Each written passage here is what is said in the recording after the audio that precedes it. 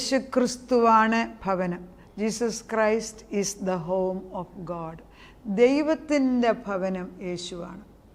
ദൈവത്തിൻ്റെ ഉപവാസം അകത്തുനിന്ന് പുറത്തു വന്ന പുത്രൻ തമ്പുരാൻ പിതാവിൻ്റെ അതേ ഛായയാണ്. അതിൽ നിന്ന് ഒട്ടും വ്യത്യാസമില്ല. പിതാവിനെ ആരും കണ്ടിട്ടില്ല. പറയുന്നു പിതാവിനെ കണ്ടിട്ടുള്ളവർ ജീവിക്കത്തില്ല. യേശു തന്നെ പറയുന്നു പിതാവിനെ ആരും കണ്ടിട്ടില്ല. സ്വർഗസ്ഥനായ പിതാവിൻ്റെ മടിയിലിരിക്കുന്ന ഞാനല്ലാതെ ആരും പിതാവിനെ കണ്ടിട്ടില്ല. പുത്രനെ കാണുന്നുവെങ്കിൽ നിങ്ങൾ പിതാവിനെ കാണുന്നു. അപ്പോൾ പിതാവിൻ്റെ അതേ റെപ്ലിക്ക, അതേ സ്വഭാവമാണ് നമ്മൾ ക്രിസ്തുവിൽ കാണുന്നത് എങ്കിൽ പിതാവിനെ കാണുമ്പോൾ നമ്മൾ യേശുവിനെ കാണുമ്പോൾ പിതാവിനെ കണ്ട പോലെ ചിന്തിക്കണം. അങ്ങനെയാണെങ്കിൽ ക്രിസ്തുവിനെ കാണുന്നത് നമ്മുടെ ഏറ്റവും വലിയ ഭാഗ്യമാണ്. ഈ ലോകത്തിലേക്കും വലിയ ഭാഗ്യപദവി നമുക്കൊരു രക്ഷകനുണ്ടെന്ന്, അതായത് സത്യത്തിൻ്റെ രക്ഷകൻ എനിക്കുണ്ട് എന്ന് മനസ്സിലാക്കുകയാണ്. എല്ലാവർക്കും ഇതൊക്കുന്നില്ല. കാരണം മുൻ നിയമിച്ചവരെ വിളിച്ചവരെ ശുദ്ധീകരിച്ചവരെ തേജസ്കരിച്ചവരെ കർത്താവ് മുൻപേ കണ്ടവരാണ്. അവർ ദൈവത്തിൻ്റെ ആത്മാവിൽ കഷ്ടതയും സഹിഷ്ണുതയും ഒക്കെ വന്നാലും മുൻപേ വിളിയുള്ളവരാണ് യേശുവിനെ കാണുന്നതെന്ന് പറയുമ്പം വിളിക്കപ്പെട്ടവരായി നമ്മൾ എന്തൊരു ഉന്നത പദവിയിലാണ്. ആ വിളി എല്ലാവർക്കും കിട്ടുന്നില്ല. അപ്പം നമ്മൾ കല്യാണ സദ്യയ്ക്ക് നമുക്ക് ആളുകളെ അറിയാമെന്നുണ്ടെങ്കിലും അവർ നമ്മളെ വിളിച്ചില്ലെങ്കിൽ പോകാനൊക്കത്തില്ല. അപ്പം നമ്മളെ വിളിക്കുന്നവരാക്കണമെങ്കിൽ അവരുമായിട്ട് അത്ര അടുപ്പമുണ്ടായിരിക്കണം. കർത്താവ് പറയുന്നത് പിതാവാം ദൈവത്തിൻ്റെ അടുക്കലേക്ക് നിങ്ങളെ ആകർഷിപ്പിക്കണമെങ്കിൽ ആദ്യം എന്നോട് അടുക്കണം. ഞാനാണ് ഭവനം. പിതാവിൻ്റെ ഭവനമായിട്ടാണ് ഞാനിവിടെ. പിതാവ് സ്പിരിറ്റാണ്, പിതാവ് ആത്മാവാണ്. ആത്മാവിന് ബോഡിയില്ല. ആത്മാവിന് ബോഡി ഇല്ല എങ്കിൽ ഒരു ബോഡി ക്രിയേറ്റ് ചെയ്യാൻ, ഒരു വീട് ക്രിയേറ്റ് ചെയ്യാൻ, ഒരു സഭ ക്രിയേറ്റ് ചെയ്യാൻ, ഒരു മണവാട്ടിയെ ഉണ്ടാക്കാൻ, ഒരു മണവാട്ടിയിൽ നിന്നൊരു ദൈവിക സഭ ഉണ്ടാകുവാൻ, ഇതൊക്കെ ദൈവം ആഗ്രഹിച്ചിട്ടാണ് കടന്നു വന്നത്. വലിയ പ്ലാനുമായിട്ടാണ് ദൈവം കടന്നു വന്നിരിക്കുന്നത്. ആ ദൈവത്തെ നമ്മളൊന്ന് ഉൾക്കൊള്ളാതിരുന്നാൽ ഒരു പടി ശരിയാകില്ല. അത് ഫൗണ്ടേഷൻ ശരിയായില്ലെങ്കിൽ ബാക്കിയൊന്നും ശരിയാകുന്നില്ല.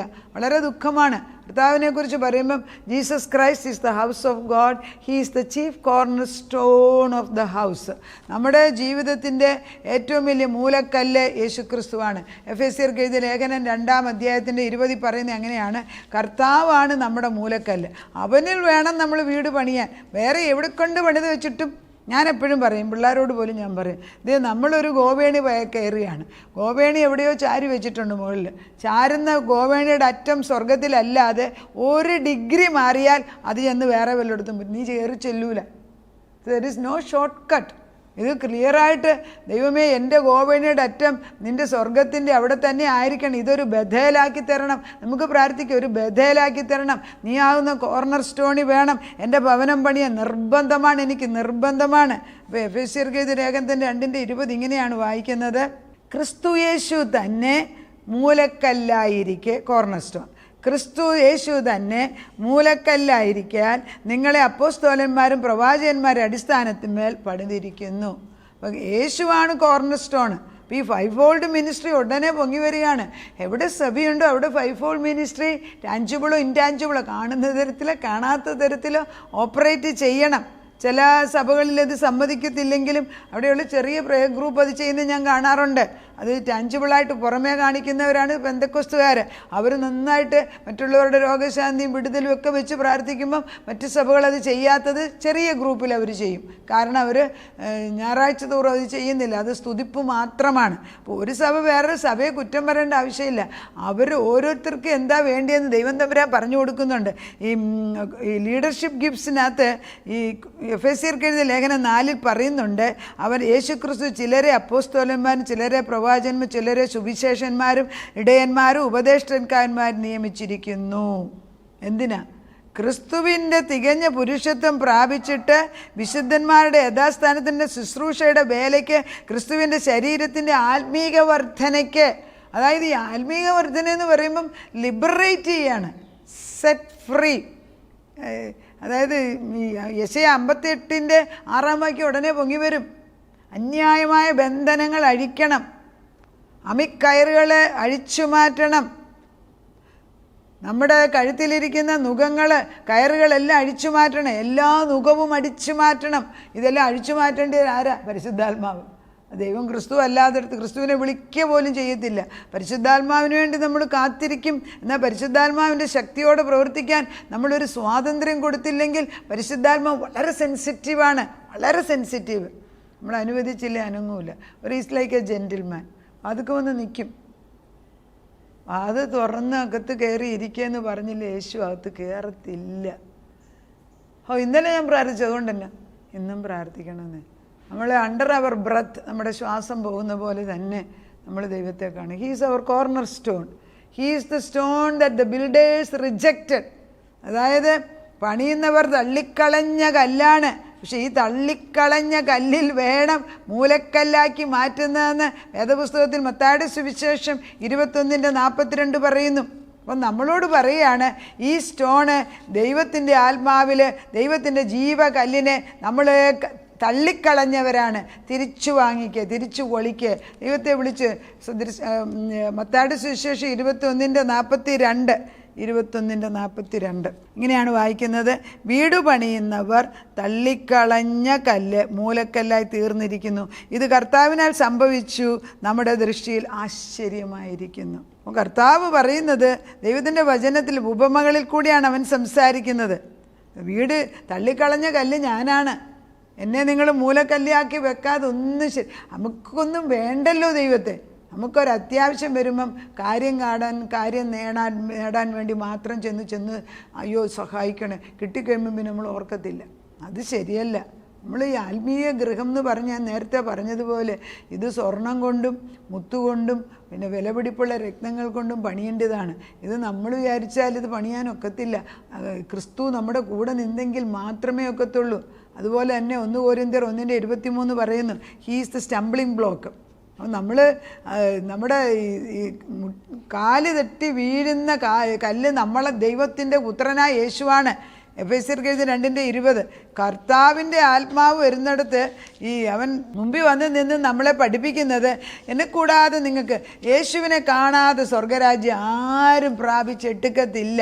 അത് നേരുള്ളവർക്കത് എന്നിക്കൂടെ കയറി വരാം, അല്ലാത്തവർ തട്ടി വീണു പോകും.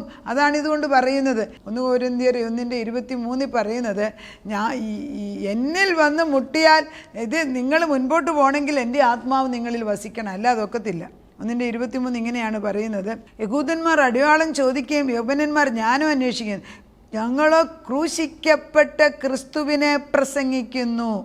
അപ്പം ക്രിസ്തുവാണ് നമ്മുടെ മുൻപിൽ നിൽക്കുന്ന കല്ല്. അതിൽ കൂടെ വേണം നമ്മൾ ഗോവേണി വെക്കാൻ. ഈ ഗോവേണിന്ന് വേണം മേളിച്ചെന്ന് പറ്റാൻ. മൂലക്കല്ല് അവൻ തന്നെയാണെന്ന് അപ്പോസ്തലപ്രവൃത്തി 4:11 പറയുന്നുണ്ട്. അതെല്ലാവർക്കും അറിയാവുന്നതാണ്. ആകാശത്തിന് കീഴിൽ ഭൂമിക്ക് മീതെ നമുക്ക് വേറൊരു നാമമില്ല. ആ ഒരു നാമം നമുക്ക് തന്നിരിക്കുന്നത് നമ്മളത് എടുത്ത് ഉപയോഗിക്കാൻ പഠിക്കണം. ഓരോ വചനവും ജീവൻ്റെ വചനം വന്ന് നമ്മളെ കാതിൽ വന്ന് മുട്ടുമ്പം, കർത്താവേ ഇനി എന്തിനാ വെയിറ്റ് ചെയ്യുന്നത്, ഞാൻ നിന്നെ എൻ്റെ രക്ഷിതാവായിട്ടും എൻ്റെ കർത്താവായിട്ടും സ്വീകരിക്കുന്നു, നിന്നിൽ ഞാൻ പണിയുന്നു എന്ന് പറയണം. വീട് പണിയുന്നവരായ നിങ്ങൾ തള്ളിക്കളഞ്ഞിട്ട് കോണിൻ്റെ മൂലക്കല്ലായി തീർന്ന കല്ല് ഈ ഞാൻ തന്നെ യേശുവാണ്. മറ്റൊരുത്തനിലും രക്ഷയില്ല. നാം രക്ഷിക്കപ്പെടുവാൻ ആകാശത്തിന് കീഴിൽ മനുഷ്യരുടെ ഇടയിൽ നൽകപ്പെട്ട വേറൊരു നാമവുമില്ല. കർത്താവാണ് നമ്മുടെ ഈ മൂലക്കല്ലില്ലാതെ നമുക്കൊന്നും ചെയ്യാനോ. എത്രയിടത്താണ് കർത്താവിനെ കുറിച്ച് പറയുന്നത്, പണിയുന്നവനോ. ഇതെല്ലാം ഈ യേശുവിനെ കുറിച്ച് പറയുമ്പോഴേ വീടിൻ്റെ അടിസ്ഥാനത്തിലാണ് ഇതെല്ലാം സംസാരിക്കുക, വ്യക്തിയായിട്ടല്ല സംസാരിക്കുന്നത് ഇവിടെയൊക്കെ. He is the living stone, ജീവനുള്ള കല്ലാണ്. 1 പത്രോസ് 2:4. അതുപോലെ ഈസ് ദ ഫൗണ്ടേഷൻ സ്റ്റോൺ, അടിസ്ഥാനക്കല്ല്. യെശയ്യാ 28:16. അത് നല്ല വാക്യമാണ്. എല്ലാ വാക്യവും നല്ലതാണ്. ഇതെല്ലാം വചനമായിട്ട് തന്നെ വായിക്കുന്നത്, ഇതിനകത്തുനിന്ന് എടുത്ത് വായിക്കുന്നത് എന്താണെന്ന് ചോദിച്ചാൽ ഇതിന് തെറ്റുപറ്റുന്നില്ല. ഈ വാക്യങ്ങൾ നമ്മുടെ ജീവനും സത്യവും ബലവുമായിട്ട് മാറണം. യെശയ്യാ 28:16 ഇങ്ങനെ പറയുന്നു, അതുകൊണ്ട് യഹോവയായ കർത്താവ് ഇപ്രകാരം അരുളിച്ചത്, ഇതാ ഞാൻ സിയോനിൽ ഉറപ്പുള്ള അടിസ്ഥാനമായിട്ട് ശോധന ചെയ്ത കല്ലും വിലയേറിയ മൂലക്കല്ലുമായി ഒരടിസ്ഥാനക്കല്ലിട്ടിരിക്കുന്നു. എന്താണ്? വിശ്വസിക്കുന്നവൻ ഓടിപ്പോയില്ല, വിശ്വസിക്കുന്നവൻ അവിടെ ഉറച്ചു നിൽക്കും. വിശ്വാസം ഇല്ലാത്തെങ്കിൽ പത്രി നടക്കും. അപ്പോൾ നമുക്ക് ആദ്യം പ്രാർത്ഥിക്കേണ്ട വിശ്വാസത്തിൻ്റെ അടിസ്ഥാനക്കല്ല് ഇട്ട് തരണം. Is the living stone. അവനാണ് ജീവനുള്ള കല്ല്. അവനാണ് എൻ്റെ പാറ.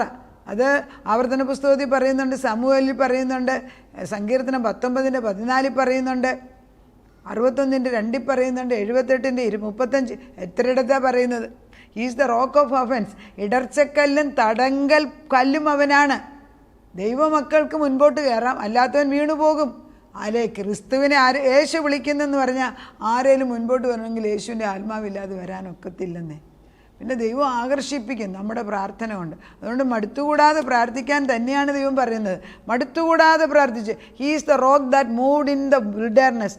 ആത്മീകമായ പാറയായിട്ട് ദൈവത്തിൻ്റെ മക്കളുടെ കൂടെ ഇസ്രായേൽ ജനതയോട് ആ മരുഭൂമിയിൽ നടന്നവൻ യേശു തന്നെ. He's the rock of revelation upon which the church is built. അതാണ് ഈ ഞാൻ ആരെയെന്ന് പറയുമ്പോൾ പത്രോസ് പറയണം, നീ ഏകജാതനായ ദൈവത്തിൻ്റെ പുത്രനാകുന്ന ഏകജാതനായ പുത്രൻ സ്വർഗത്തിലെ ദൈവത്തിൻ്റെ പുത്രനാണെന്ന് പറയുമ്പോൾ യേശു പറയുന്നു, ഈ പാറമേൽ ഞാൻ എൻ്റെ വീടിനെ, എൻ്റെ സഭയെ പണിയും. ആ സഭയെ പണിതുകൊണ്ടിരിക്കുന്നു ഇപ്പോഴും. അന്ന് മെയിനായിട്ടുള്ള അടിസ്ഥാനം ഇട്ടേച്ചു പോയി. ക്രിസ്തുവിൻ്റെ ക്രൂശുമരണത്തോടെ നമ്മൾ ജയിച്ച ജനതയാണ്. പക്ഷേ എത്ര പേർക്ക് ഇതറിയാം? യേശു മരിച്ചു കഴിഞ്ഞിട്ടും താൻ്റെ ഒരു പുനരുദ്ധാനം കഴിഞ്ഞിട്ട് ഏകദേശം 300 കൊല്ലത്തോളം ഒരനക്കോ ഇല്ലായിരുന്നു. പക്ഷേ അങ്ങനെ അങ്ങ് പോകാൻ വെക്കുമോ? പിന്നെന്താ, കോൺസ്റ്റാന്റിനോപ്പിൾ എന്ന് പറഞ്ഞ രാജാവിൻ്റെ മുമ്പിൽ ഈ ഈ ചിഹ്നം ഉപയോഗിച്ച് യുദ്ധത്തിന് പോകുകയെന്ന് പറയുന്നു. ദൈവത്തിന് പൊക്കിക്കൊണ്ടുവരാൻ എത്ര നേരം വേണം? മത്തായിയുടെ സുവിശേഷം 16:13 യേശു ഫിലിപ്പിൻ്റെ കൈസരിയയുടെ പ്രദേശത്തെത്തിയപ്പോൾ തൻ്റെ ശിഷ്യന്മാരോട്, ജനങ്ങൾ മനുഷ്യപുത്രൻ അങ്ങനെ ആരെന്ന് പറയുന്നു? പത്രോസിനോട് അവർ പറഞ്ഞു, പുരോഹിതനല്ല, പ്രവാചകനാണ്, ഇന്ന ആളാണ്, ഏലിയാവാണ്, ഏലീശയാണെന്നൊക്കെ. പക്ഷെ നിങ്ങളെന്നെന്ന് ചോദിച്ചപ്പം പത്രോസ് പറഞ്ഞു, നീ ജീവനുള്ള ദൈവത്തിൻ്റെ പുത്രനായ ക്രിസ്തു എന്ന ഉത്തരം പറഞ്ഞു. യേശു അവനോട്, ബർയോനാ ശിമോനെ, നീ ഭാഗ്യവാൻ, ജഡരക്തങ്ങളല്ല സ്വർഗസ്ഥനായ എൻ്റെ പിതാവത്ര നിനക്ക് വെളിപ്പെടുത്തിയത്. നീ പത്രോസാകും, നീ പാറമേൽ ഞാൻ എൻ്റെ സഭയെ പണിയും, പാതാള ഗോപുരങ്ങൾ അതിനെ ജയിക്കയില്ല. പറ, ഇതാ ഞാനും എൻ്റെ കുടുംബവും എൻ്റെ മക്കളെ യഹോവയ്ക്കുള്ളത്. പറ, നമ്മുടെ നാവ് കൊണ്ട് പറ. വചനം കേട്ടിട്ട് എന്ത് ഗുണം? എപ്പോഴും ഈ കർത്താവ് വചനം പറയും. അത് കഴിയുമ്പോൾ നമ്മൾ അങ്ങോട്ടൊരു ചോദ്യം ചോദിച്ച് ഇങ്ങോട്ടൊരു ഉത്തരം കിട്ടി അതിൽ നിന്ന് അത് ഉറപ്പിക്കുന്നിടം വരെ മാറില്ല. നമ്മൾ പറ, കർത്താവേ, ഞാനും എൻ്റെ കുടുംബവും ഞങ്ങളുടെ മക്കളും എല്ലാം യഹോവയ്ക്കുള്ളതായി മാറിയിരിക്കുന്നു. ഞങ്ങൾ ആത്മീയഗൃഹം പണിയുന്നവരായി മാറി. ഇന്നു മുതൽ ചപ്പും ചവറും പിന്നെ കച്ചിയും തുരുമ്പും കൊണ്ട് വീട് പണിയത്തില്ല. ഇന്നു മുതൽ ഞങ്ങൾ സ്വർണം കൊണ്ടും മുത്തുകൊണ്ടും പ്രഷ്യസ് മെറ്റൽസ് കൊണ്ടും പണിയുന്നവരെ, യേശു എന്ന മൂലക്കല്ലിൽ നിന്നുകൊണ്ട് കോർണർ സ്റ്റോണിൽ നിന്ന് പണിയുന്നവരായി മാറിയിരിക്കുന്നു. നമുക്ക് പ്രാർത്ഥിക്കാം. മൂലക്കല്ലാവുന്ന യേശുവിൻ്റെ അടുക്കൽ നിന്ന് വീട് പണിയാൻ ഞങ്ങളെ മാടി വിളിക്കുമ്പം യോഗ്യതയുള്ള കല്ലുകളെ മാത്രമേ നീ എടുക്കത്തുള്ളൂ. ചിതറിപ്പോയ കല്ലുകളെല്ലാം അവിടെ ഇവിടെയും കിടപ്പുണ്ട്. ഒരു വീടും ചിതറിയ കല്ല് അവിടെ ഇവിടെയും കിടന്നാൽ വീടായി മാറത്തില്ല. അവയെല്ലാം കൂട്ടിച്ചേർത്ത് ഒരു യാഗപീഠം ഉണ്ടാക്കുന്നത് പോലെ 12 ഗോത്രത്തിൽ നിന്ന് 12 പേരെ എടുത്തു വെച്ച് ദൈവത്തിൻ്റെ നാമത്തിൽ ദൈവം കണ്ടു കേട്ടു, എൻ്റെ കഷ്ടം കണ്ടിരിക്കുന്നു, എനിക്ക് ന്യായം തന്നിരിക്കുന്നു, എൻ്റെ ദൈവം എന്നെ അനുഗ്രഹിച്ച് എന്നെ വലുതാക്കും, ഇങ്ങനെയൊക്കെ ഒരു യാഗപീഠത്തിൻ്റെ കല്ലുകൾ സംസാരിക്കുമ്പോൾ ഞങ്ങൾ ഓരോരുത്തരും കർത്താവേ നിൻ്റെ നാമത്തിൽ കടന്നു വരുമ്പോൾ മൂലക്കല്ലാന്ന് നിന്നെ വെച്ചുകൊണ്ട് യാഗപീഠം പണിതിട്ട് നിന്നിലേക്ക് ഞങ്ങളെ തന്നെ സമർപ്പിച്ച് ഞങ്ങളുടെ ജഡത്തിൻ്റെ ഈ ലോക ചിന്തകളെ എടുത്തു കളഞ്ഞ് ഈ ലോക ചിന്ത മരണം വരെ നിൽക്കിയാപിച്ച അതിനെ ഒന്ന് എടുത്തു മാറ്റിയേച്ച് സ്വർഗത്തിലെ ചിന്തകളെ കൊണ്ട് നിറച്ച് നീ മതിയായവനായിട്ട് നമുക്ക് പാറയായിട്ട് അങ്ങനെ കർത്താവെ മരുഭൂമിയിൽ വെള്ളം കൊടുത്ത പാറയായിട്ട് നിന്നെങ്കിൽ ഇന്നും ഞങ്ങളുടെ ജീവിതത്തിൽ ഞങ്ങൾക്ക് ആവശ്യമുള്ള എല്ലാത്തിനും തരാൻ യഹോവ ഈരേ നീ കാണുന്നവനാണെന്ന് പറയാനുള്ള കൃപ തരണം അപ്പച്ച. നിന്നിൽ ഞങ്ങൾ പണിതെടുക്കട്ടെ അപ്പച്ച. തലമുറകൾ നിന്നിൽ പണിയട്ടെ അപ്പച്ച. അത് ഞങ്ങൾ പ്രാർത്ഥിച്ച് ചോദിക്കുക അപ്പച്ച. അതിൻ്റെ കയ്യിലേക്ക് വിഷയം ഏൽപ്പിച്ചു തരുന്നു. പ്രാർത്ഥനയ്ക്ക് ഉത്തരം തരുന്നവൻ നീ ആകെ ഞങ്ങൾ നിന്നെ സ്തുതിക്കുന്നു. തലമുറ നിന്നെ കാണുന്നവരായി മാറണം. ഇതിനാൽ നിൻ്റെ രക്തം കൊണ്ടവരുടെ മേൽ നെറ്റിക്ക് ചിഹ്നമിടുകയാണ് കർത്താവേ. അവരുടെ കാതിൻ്റെ പുറകിൽ, കാലിന്മേൽ, അവരുടെ തലമേൽ ഒക്കെ ദൈവമേ അഹറോൻ്റെ ദേഹത്ത് മോശ മൃഗത്തിൻ്റെ രക്തം പുരട്ടിയത് പഴയ നിയമത്തിലാണെങ്കിൽ ഇന്ന് ക്രിസ്തുവിൻ്റെ രക്തം കൊണ്ട് ഞങ്ങൾ ഓരോരുത്തടുത്തും ഞങ്ങളുടെ ഭവനങ്ങൾക്ക് ചുറ്റും മുദ്രയിടുന്ന പിച്ച, കുഞ്ഞുങ്ങൾക്ക് ചുറ്റും, ഭർത്താക്കന്മാർക്ക്, ഭാര്യമാർക്ക് ചുറ്റും നിന്നിൽ ഞങ്ങൾ വീട് പണിയട്ടെ. നിന്നിൽ ഞങ്ങൾ സന്തോഷിക്കട്ടെ. പൂർണ്ണമായിട്ട് നിന്നിൽ ആശ്രയിച്ച് ജീവിപ്പാൻ ഞങ്ങളെ ഞങ്ങളുടെ തലമുറയെ ആകർഷിക്കണമേ. അപ്പച്ചനെ ആകർഷിപ്പിക്കുന്നതിനാൽ സ്തോത്രം. മൂലക്കല്ലാവുന്ന നിന്നിൽ നിന്നുകൊണ്ട് വീട് പണിയട്ടെ. അത് അനുഗ്രഹമാക്കി മാറുമല്ലോ. നല്ല കാര്യങ്ങൾ കൊണ്ട് വീട് പണിത് തീർക്കട്ടെ. നന്മ ചെയ്യുന്നവരായി മാറട്ടെ. കർത്താവിൻ്റെ ശബ്ദം കേൾക്കുന്നവരും അനുസരിക്കുന്നവരുമായി മാറട്ടെ. അങ്ങനെ തന്നെ ചെയ്യിപ്പിക്കുന്നതിന് സ്തോത്രം. യേശു ക്രിസ്തുവിൻ്റെ പൊന്നുനാമത്തിൽ തന്നെ ആമേൻ.